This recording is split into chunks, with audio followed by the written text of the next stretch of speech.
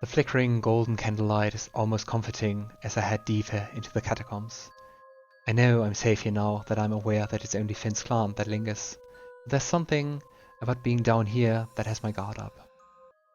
I smile to myself, thinking that the scariest thing that might actually jump out at me would probably be Raven. I turn to the corner and find the place where Piper and I agreed to meet. There's no sign of her, but then I am a little early. With a deep sigh, I lean against the wall, listening to the steady drip, drip, drip of water up on stone. Then, Finn appears before me as if out of thin air. Good evening. I can't stop the smile that blossoms when I look into those golden eyes. Finn. How's my favorite hunter? Did you miss me? Aww. He crawls close, but he keeps his hands in his pockets. That seems to be something he likes to do, right? Maybe just a little. He shrugs, smirking. I'll take it. His gaze flickers to the side, then back to me. It would appear that Merriman is late. I shake my head, taking a step closer to him. I'm early, actually. There's that smirk again, and he removes his hands from his coat, flexing his fingers. Any particular reason? I want to roll my eyes, but I find myself infuriatingly fixated at him. I'm just fond of being on time, that's all. A quiet, contemplative hum, and he seems unconvinced. Everything is a little bit teasing. I try to maintain as much composure as possible. I suppose I might have wanted to see you, just a little. Suppose, Well, that's good enough for me. I'm glad though. He reaches up to curl his fingers under my chin, making sure I'm looking at him. As if I could be doing anything else with him this close. You know, I found myself waiting for the sun to set with a little more enthusiasm than usual, thanks to the thought of seeing you. Finn pauses, and with a sorry groan and a roll of his eyes, he carefully withdraws his touch. Before I can ask him what's wrong, I hear a wicked cackle echoing the tunnels. It's Piper. Well, what do we have here? Piper emerges from the shadows, a self-satisfied grin on her face. Did anyone tell you not to eat the new hunter, Casimir? He offers me a sorry gaze before turning to Piper with a playful grin. Come on, Piper. You know I'd only eat him if he asked nicely. Ooh. Now it's her turn to roll her eyes, and the noise she makes is one of barely disguised disgust. Save it. I caught you red-handed. Now, we've got important shit to do, if you're quite finished. Piper looks at me, and I deduce that she's most definitely fucking with us and couldn't actually care less. Let's move on. With one final glance, Finn moves to 4 in step behind us. Piper snickers, elbowing me as I walk by her side, Finn trailing quietly behind us. You sly fox. Vampires get you hot then? Fighting was never my thing, unfortunately. Whatever gets your juices flowing, though. With a waggle of her eyebrows, she lets out another laugh, loud enough that surely the whole population of the catacombs can hear. Yeah, she's not one for being subtle. I'm excited to see how this rescue mission is going. I hear Finn groan, and I can't help but smile at her in return. As we head deeper into the tunnels, everything feels different. There's no longer that comforting golden glow, the jagged stonework now illuminated by unnervingly still, vibrant blue mage light. Piper's demeanor changes, and I hear Finn pipe up behind us. We're not in my territory anymore. Stay alert. Then he suddenly stops in front of us, bringing us to a halt. Wait, stop here. I can feel the barrier. It's close. So, now what? I stare at Finn's prosthetic, the etching glowing, but still dull. We wait for Ezra's signal. We stand in silence, and Finn begins to shift where he stands. It seems unnatural for him to look so nervous. Casimir, if you don't stand still... He huffs, clearly frustrated. Fiero, you will look for him, won't you? Piper narrows her eyes, but her expression quickly softens when she looks at me. We look for him. We will. Thank you. I know you may not be able to free him if he is there, but just tell him we'll get him out, whatever it takes. That's, yeah, a lot. Then Finn's arm begins to thrum, the markings coming to life and illuminating the tunnel. He looks down at his glowing palm, flexing his fingers, and he smiles. It's go time. Let's do this. Adrenaline courses through my veins at the thought of what may lie ahead, and I take a step forward to head into the shadows. Before I get too far, I feel a cold hand gently gripping my wrist. Finn looks to Piper, his gaze pleading. Piper rolls her eyes. Her eye rolling looks amazing. Yes, fine. Quickly, though. We don't have time for anything overly dramatic, you big dead idiot. She disappears, but I know she's not gone too far. Charming, isn't he? Terribly. He brings my hand to his lips, pressing a kiss to my knuckles. I know you can handle yourself, but come back to me quickly, okay? I smile, trying not to get lost in him, to remember the mission. I will, I swear it. He releases my hand, our fingertips brushing as I step away.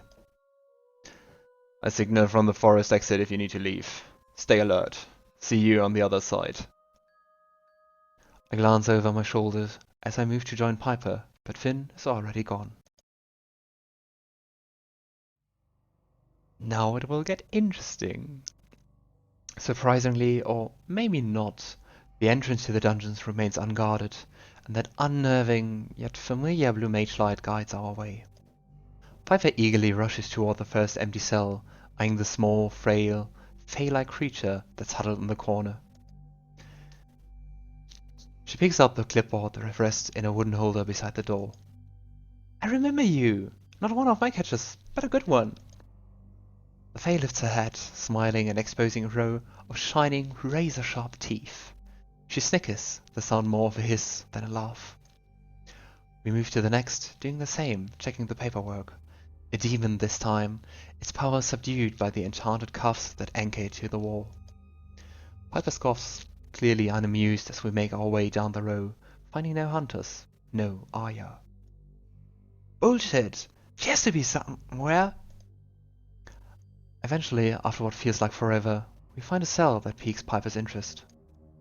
In the shrouded darkness, I see a single crimson eye staring back at us, and the figure cautiously approaches. He looks gaunt for a vampire, his clothes hanging off his slender frame, his cheeks drawn and cut far sharper than what the beauty of his immortality may have already afforded him. I guess it's Fiero. Piper surges forward, curling her fingers around the thick iron bars.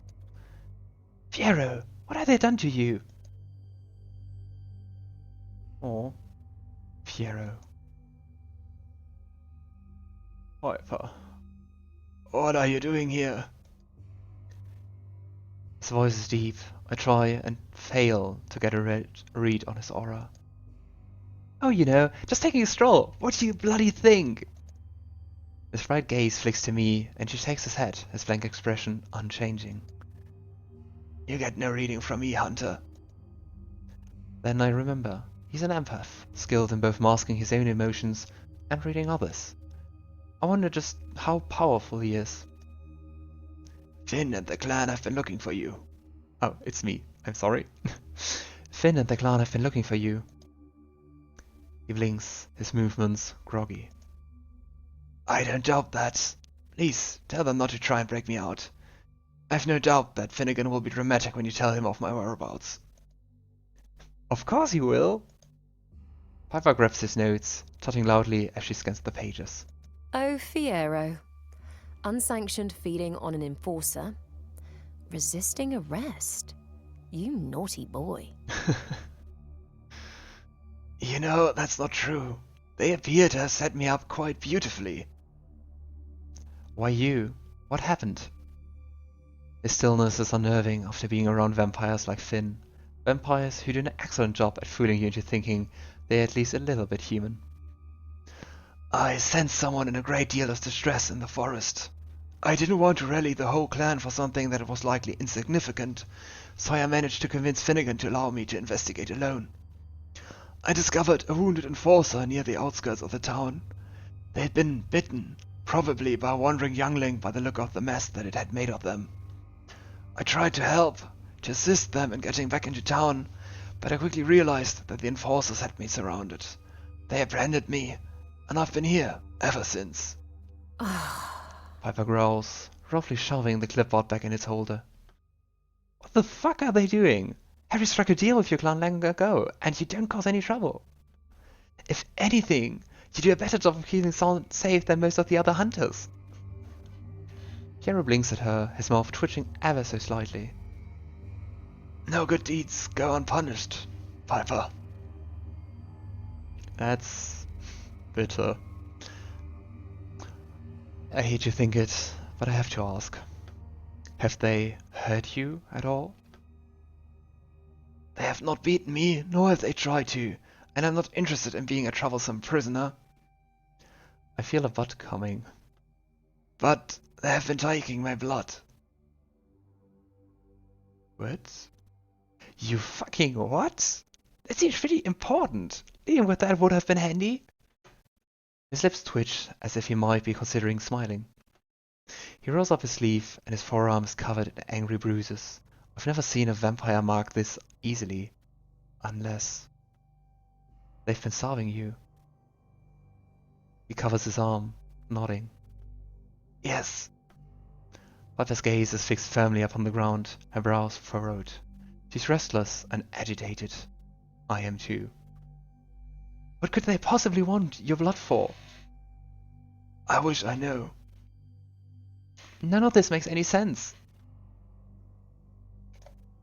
Have you seen any humans being brought down here? Specifically hunters? They keep the others far away from me, as you can see. He's right. There are at least 5 or 6 empty cells between him and the next occupied one. Though I might have sensed something. I assumed at first it was my hunger dulling my senses, but... His brow furrows.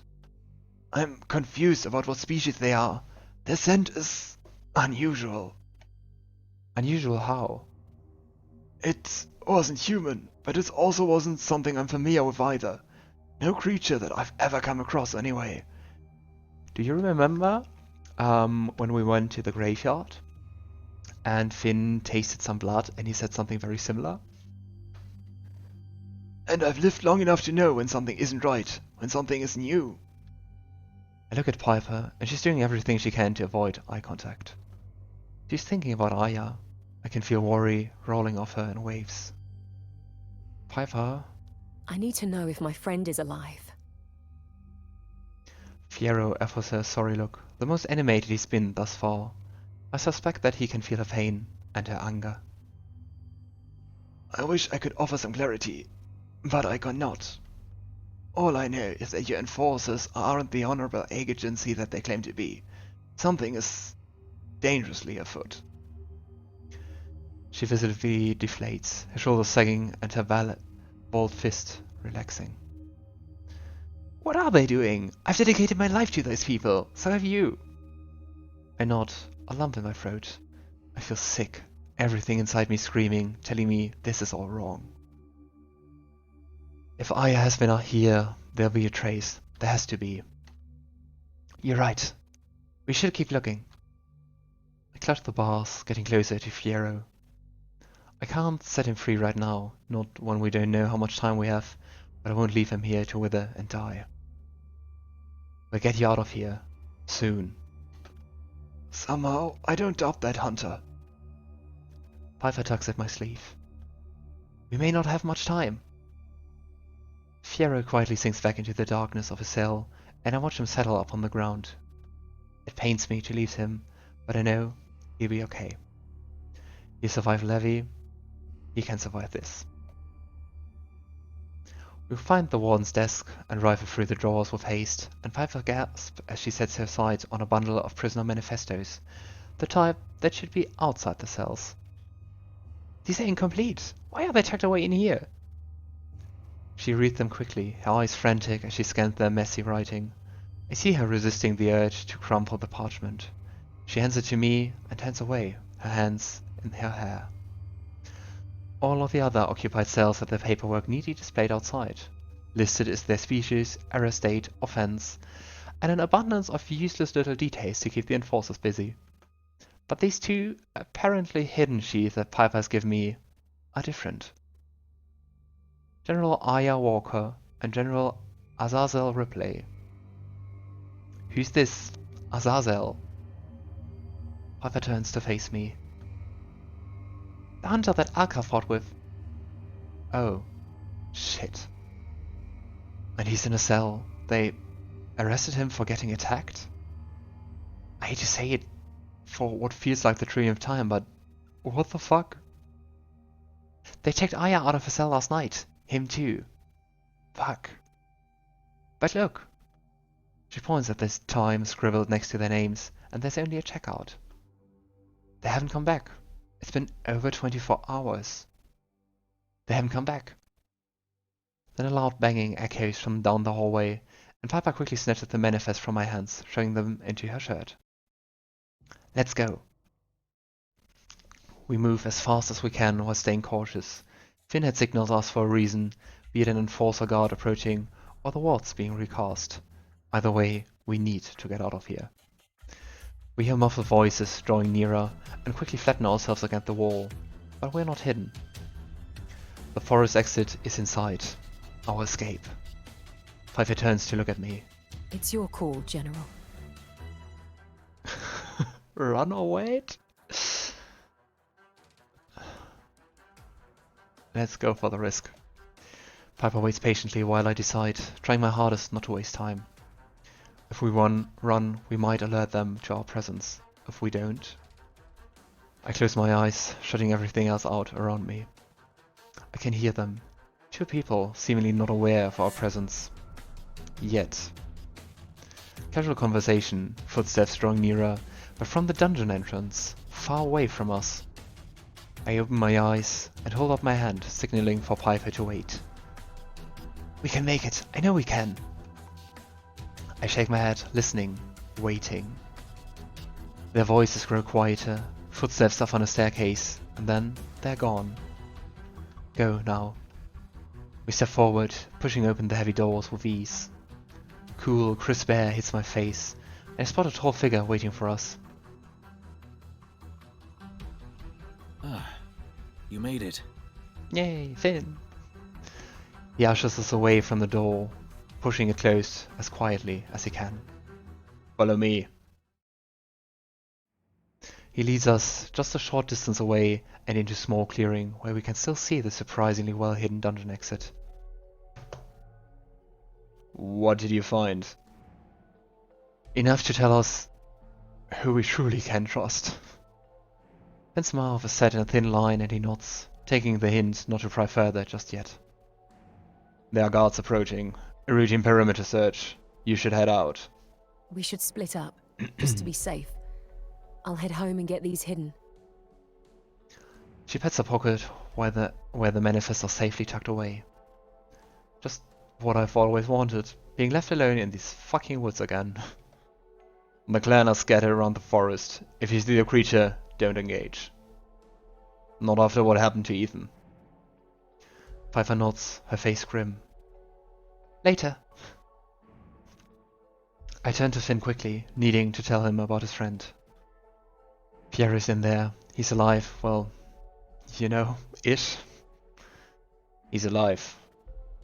I smile at his obvious glee. We found Fiero. We found evidence. We got in and out without getting detected. Tonight was not wasted, and neither was it a complete disaster. Finn smiles bright, and I sense mischief is afoot, if the way he's looking at me is any indicator. I could kiss you. Be my guest? He pulls me into his tight embrace, lifting me with startling ease. I slide down his robed form as he carefully releases me, my feet finding solid ground. I let my palms rest against his chest, getting lost in the way his eyes shine. He's happy, and in turn, so am I. You could? He opens his mouth to speak, but his expression quickly shifts. You need to go, now. They're close. Oh. I distract them if it needs be. You being caught out here after papers going missing in there is not something we want to put together. Head south, a friend is waiting for you. Didn't think we'd leave you out here all alone again, did you? A friend? Just go. Alkar, I guess? The tone of his voice tells me I don't have time to question him. He's right, too. I shouldn't be seen here, no matter how innocent it might look on the surface.